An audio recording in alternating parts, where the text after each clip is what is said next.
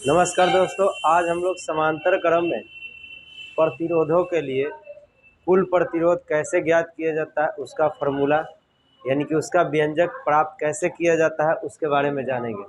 इससे पहले हम लोग श्रेणी क्रम में जान चुके हैं, तो आइए चलते हैं कैसे प्राप्त किया जाता है, कैसे प्रूफ किया जाता है, फॉर्मूला जानते हैं। सबसे पहले क्वेश्चन समझिए कैसे पूछता है परीक्षा में।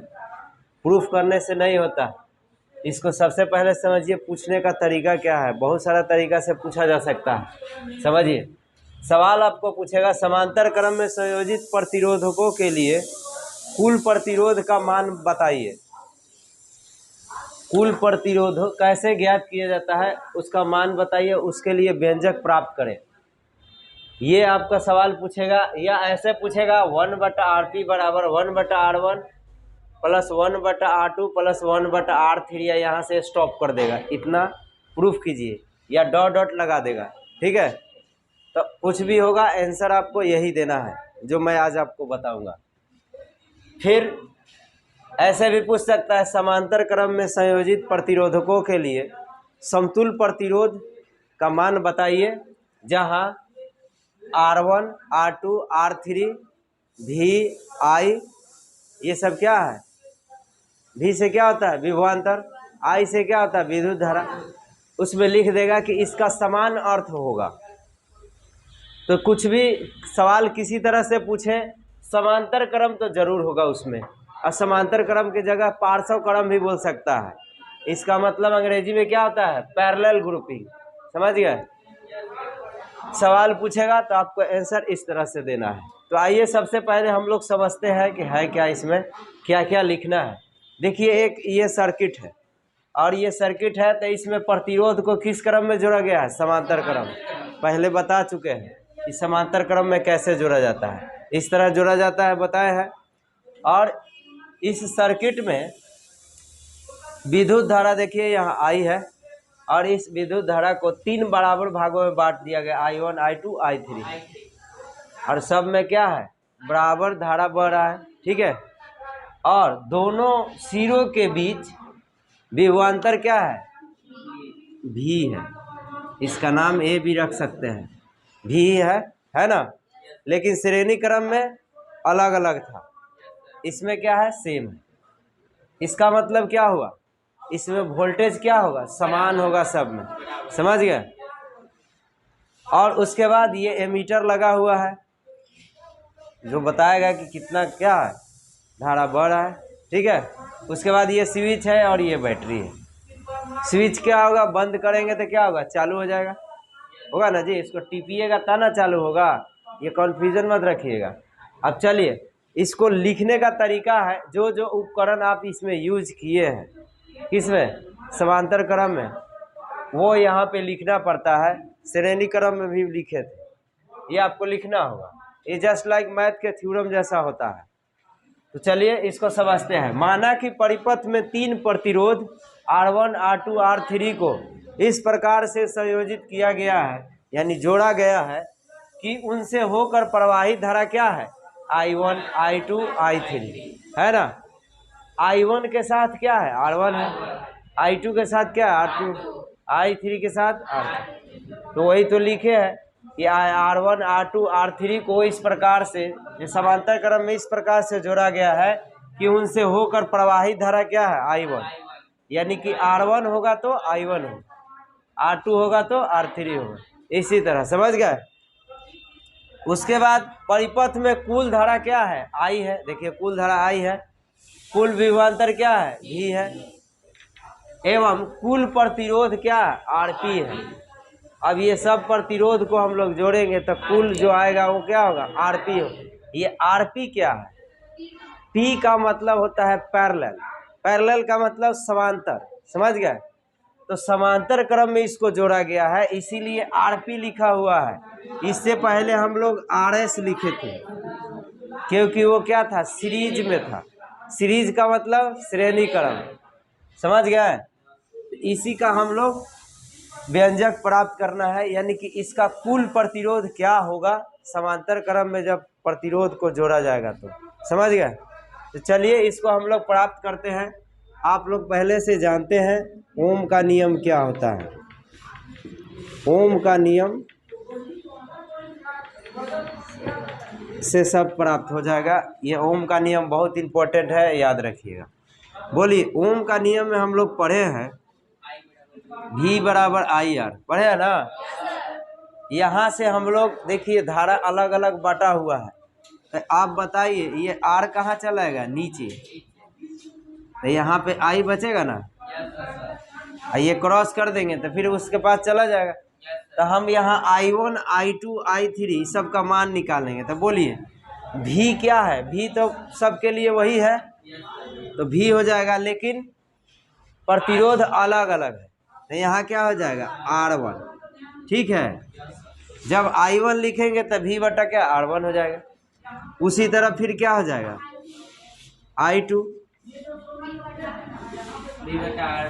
V बटा R2 एंड लास्ट में एंड या और लिखिएगा V बटा क्या हो जाएगा R3। अब हम लोग जानते हैं कि क्या होता है, कुल धारा और कुल विभवांतर का फॉर्मूला जानते हैं। इसी में से आपको ओम के नियम से ही क्या हो जाएगा, लिखिए 9 मतलब अब कुल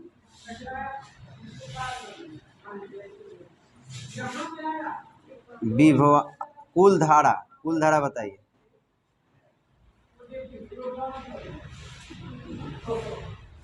कुल धारा बराबर जितना है सबको जोड़ देंगे।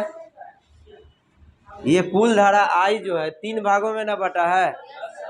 अब यहाँ पे देखिए हम 3 ही प्रतिरोध को जोड़कर इस फार्मूला को साबित कर रहे हैं। आपका मर्जी आगे और भी जोड़ सकते हैं, समझ गए, लेकिन इस तरह का लिखा रहे या 2 ही को लिखा रहे, आपको इसी तरह प्रूफ कर देना है, ठीक है, कोई दिक्कत नहीं।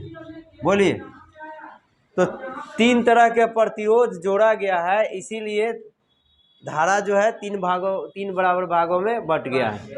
उसका नाम क्या है I1 I2 I3, यही ना है। कुल धारा को क्या बोलते हैं I। अब बोलिए यहाँ ये जो I1 I2 I3 का मान निकला है यहाँ पे लिख दीजिए। यहाँ पे इसको ऐसे लिख सकते हैं फर्स्ट। चलिए I1 का मान क्या है V बटा R1, V बटा R3 होगा ना। अब चलिए I बराबर सब में V है ना, सब में V कॉमन ले लीजिए। बोलिए 1 बटा R1 होगा ना, 1 बटा R3, ये सेकंड हो गया। हम लोग पहले से जान रहे हैं, इससे पहले प्रूफ किए थे श्रेणी क्रम में, तो पता है। अगेन चूंकि परिपथ में बोलिए कुल धारा I, कुल विभवांतर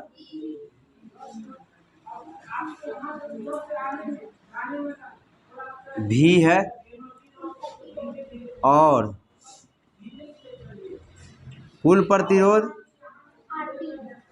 या समतुल्य प्रतिरोध इसी को बोलते हैं, क्या है RP है। इसीलिए बोलिए ओम के नियम से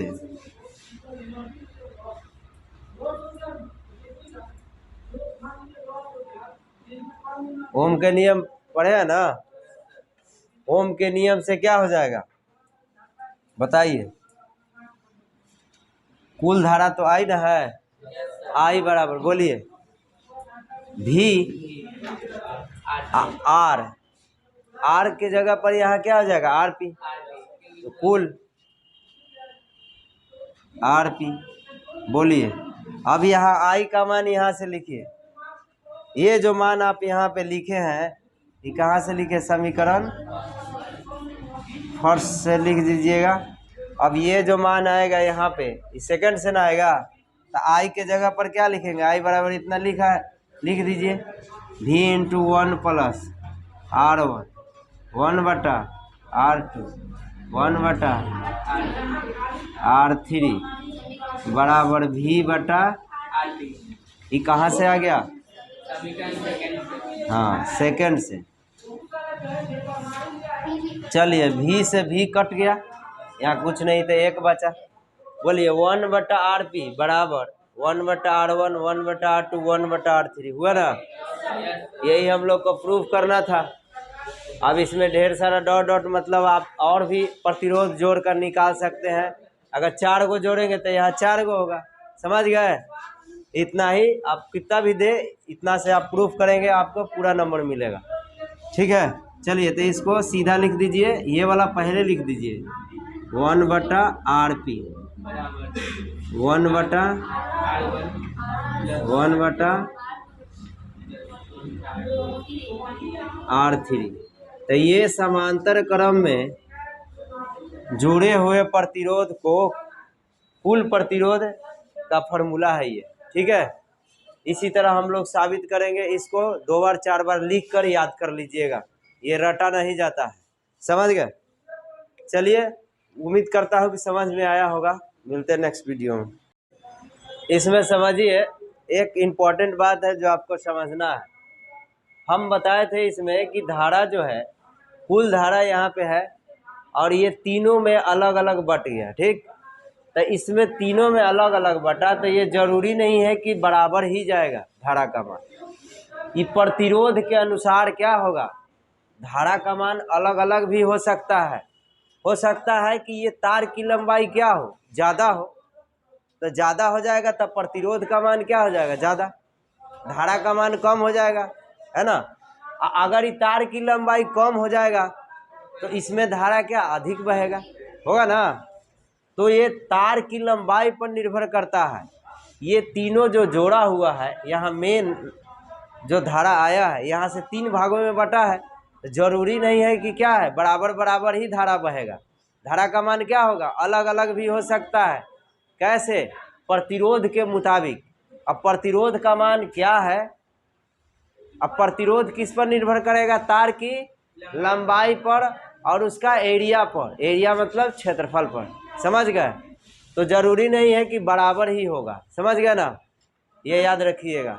वैसे न्यूमेरिकल हम लोग बनाएंगे तो क्लियर हो जाएगा। ठीक है।